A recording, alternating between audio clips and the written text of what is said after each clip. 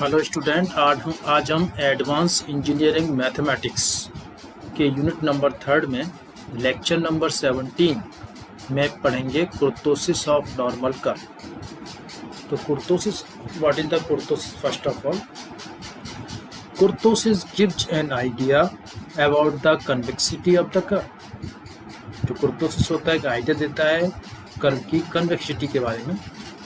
It enables us to determine whether the curve is a flat curve or a peak curve। यह बताता है कि जो भी कर्व है वो फ्लैट कर्व है या पीक कर्व है। Kurtosis is a statistical measure that defines how heavily the tails of a distribution differ from the tails of a normal distribution. जो कुर्तोसिस बताता है स्टैटिस्टिकल मेजर होता है, एक तरह से कुर्तोसिस जो डिफाइन करता है कि जो भी नॉर्मल डिस्ट्रीब्यूशन है किसी कर्व का, तो वो उसकी टेल से कितनी हैवी है लेफ्ट में या राइट में, वो डिफाइन करता है उसे, और कितनी डिफरेंस आ रही है नॉर्मल कर्व से। नॉर्मल डिस्ट्रीब्यूशन से कितना डिस्ट्रीब्यूशन है वो टेल्स का, वो हैवी है लेफ्ट में या राइट में, तो कुर्तोसिस हमें ये बताता है। In other words, kurtosis defines whether the tails of a given distribution contains extreme value। इसके दूसरे वर्ड में कहें कि कुर्तोसिस आइडेंटिफाई करता है कि whether the tails of a given distribution का जो टेल्स है कंटेन करता है एक्सट्रीम वैल्यू कंटेन करता है या नहीं। Here is also given a curves. There are 3 curves given. First is given in black color, second is given in red color, third is given in green color. 3 curves are given here. So first curve, that is color black, it is the most peaked curve. Then normal curve, it is the red curve, and green is the flat curve. So there are 3 curves given. Along with the skewness, जैसे कि हमने skewness में देखा था, kurtosis is an important descriptive static of data distribution. तो जो kurtosis होता है वो बहुत ही डिस्क्रिप्टिव स्टैटिक होता है डेटा डिस्ट्रीब्यूशन का। However the 2 concept must not be confused with each other. क्योंकि 2 चीज़ें हैं, स्क्यूनेस और कुर्तोसिस। स्क्यूनेस में जनरली हम क्या देखते हैं, deviation from the cemetery, cemetery से कितना डेविएशन हो रहा है वो चीज़ देखी जाती है। जबकि द कॉन्सेप्ट हम यूज़ करें कुर्तोसिस का, तो skewness essential measure of the symmetry of the distribution, while kurtosis determines the heaviness of the distribution tail. Distribution tail है उसमें कितना हैवीनेस है वो डिटरमाइन करता है कुर्तोसिस। तो स्क्यूनेस और कुर्तोसिस में थोड़ा माइनर डिफरेंस होता है, केवल स्क्यूनेस में मेजर करता है सिमेट्री ऑफ द डिस्ट्रीब्यूशन, जबकि कुर्तोसिस डिटरमाइन करता है heaviness of the distribution tail. In finance, kurtosis is used as a measure of financial risk. यदि फाइनेंस में देखा जाए तो कुर्तोसिस को यूज़ किया जाता है फाइनेंशियल रिस्क को मेजर करने के लिए, कितना फाइनेंशियल रिस्क है किसी वर्क को करने में। A large kurtosis is associated with a high level of risk for an investment। तो जो लार्ज कुर्तोसिस होता है वो हाई लेवल का रिस्क रखता है। यदि कोई इन्वेस्टमेंट आप कर रहे हैं तो हाई लेवल का रिस्क होगा यदि लार्ज कुर्तोसिस है, because it indicate that there are high probabilities of extremely large.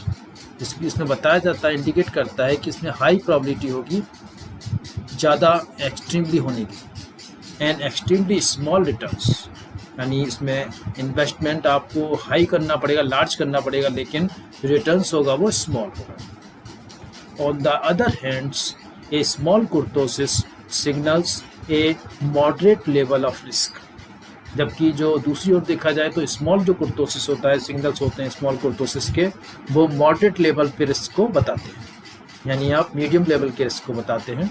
Because of the probabilities of extreme returns are relatively low, क्योंकि इसमें जो एक्सट्रीम रिटर्न्स होता है उसकी प्रोबेबिलिटी बहुत ही रिलेटिवली लो होती है। तो इस तरह से हम कह सकते हैं जो रिस्क फैक्टर होता है फाइनेंस में देखा जाए इन्वेस्टमेंट करने के लिए, तो यदि उसका कुर्तोसिस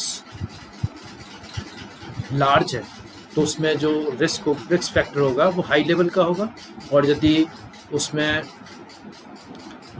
कुर्तोसिस है वो स्मॉल है, उस कंडीशन में क्या होगा, जो रिस्क फैक्टर होगा वो मॉडरेट होगा या रिस्क फैक्टर बहुत लो होगा।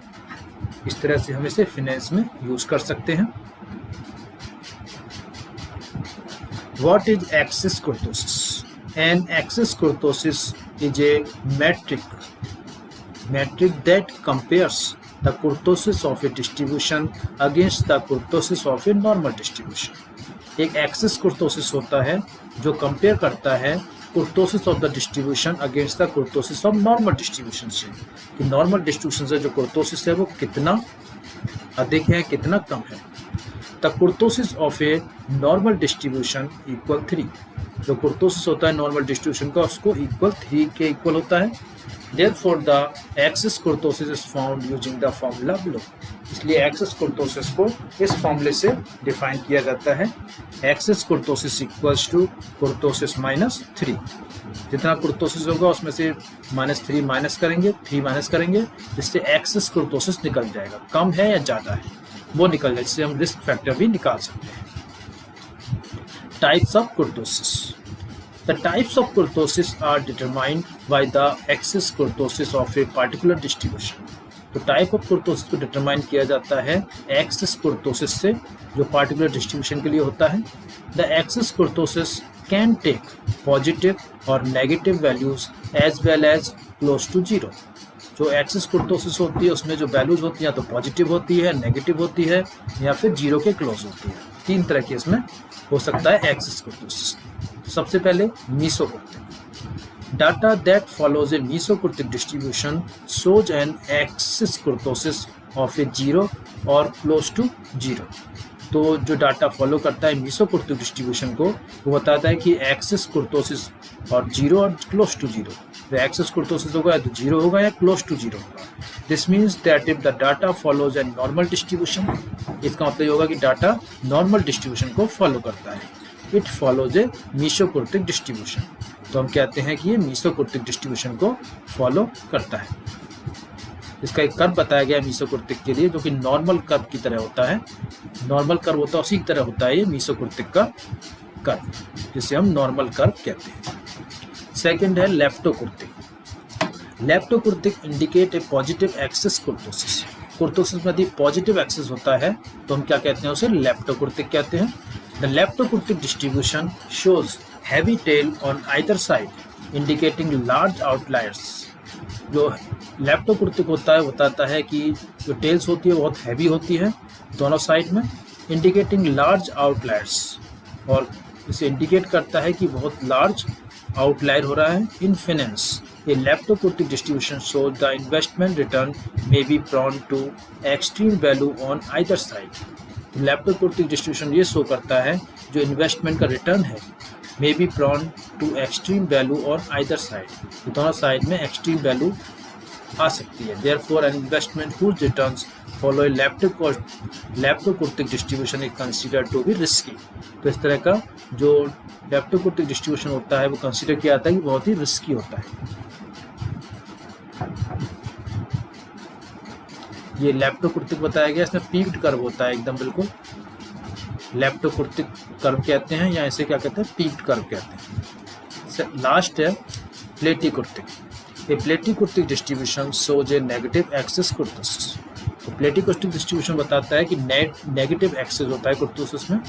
The kurtosis reveals a distribution with flat tails, और कुर्तोसिस बताता है कि डिस्ट्रीब्यूशन होता है फ्लैट टेल्स का होता है। The flat tails indicate the small outliers in a distribution, और ये फ्लैट टेल्स बताती हैं कि स्मॉल आउटलायर्स होगा डिस्ट्रीब्यूशन का। In the finance context the platykurtic distribution of the investment returns is describable for investors. तो जो प्लेटिकुर्तिक डिस्ट्रीब्यूशन बताता है कि इन्वेस्टमेंट जो रिटर्न है वो डिजायरेबल होगा इन्वेस्टर के लिए, because there is a small probability that the investment would experience extreme returns, कि इसमें इन्वेस्टमेंट है वो एक्सट्रीम रिटर्न दे सकता है। इस तरह से ये हो गया प्लेटिकुर्तिक। प्लेटिकुर्तिक में ज़्यादा रिस्क फैक्टर नहीं होता है, इसमें फ्लैट कर्व आता है इस तरह से, ये फ्लैट कर्व इसमें आता है।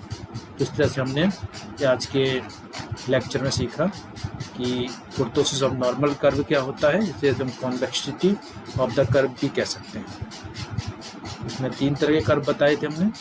तो स्क्यूनेस और कुर्तोसिस में थोड़ा सा डिफरेंस होता है। स्क्यूनेस क्या होता है, जो भी सिमेट्री है उससे डेविएशन कितना हो रहा है वो होता है स्क्यूनेस, जबकि कुर्तोसिस डिटरमाइन करता है heaviness of the distribution tail. Financial level पे भी इसको देखा जाता है कि यदि कुर्तोसिस लार्ज है उस कंडीशन में रिस्क फैक्टर ज़्यादा होता है इन्वेस्टमेंट का, और यदि कुर्तोसिस स्मॉल है तो रिस्क फैक्टर कम होता है। What is the excess kurtosis? Excess kurtosis का फॉर्मूला होता है kurtosis -3। Types of kurtosis, meso kurtosis में नॉर्मल कर्व बनता है। इट मीन्स नॉर्मल डिस्ट्रीब्यूशन क्या कहलाता है, मीशोकुर्तिक डिस्ट्रीब्यूशन कहलाता है। इसका इस तरह से नॉर्मल कर्व बताया गया है। मीशोकुर्तिक की लेप्टोकुर्तिक कर्व इसमें बताता है कि जो एक्सेस कुर्तोसिस होता है वो पॉजिटिव होता है और इसमें रिस्क फैक्टर होता है मैक्सिमम होता है। इसका जो इस तरह से डायग्राम होता है पीक्ड कर्व होता है, और जो प्लेटिकुर्तिक कर्व होता है उसमें एक्सेस कुर्तोसिस नेगेटिव होता है और इसमें रिस्क फैक्टर स्मॉल होता है और रिटर्न अच्छा मिल सकता है। इसमें फ्लैट कर्व से इसे बताया जाता है। इस तरह से ये कंप्लीट हुआ लेक्चर। Thank you.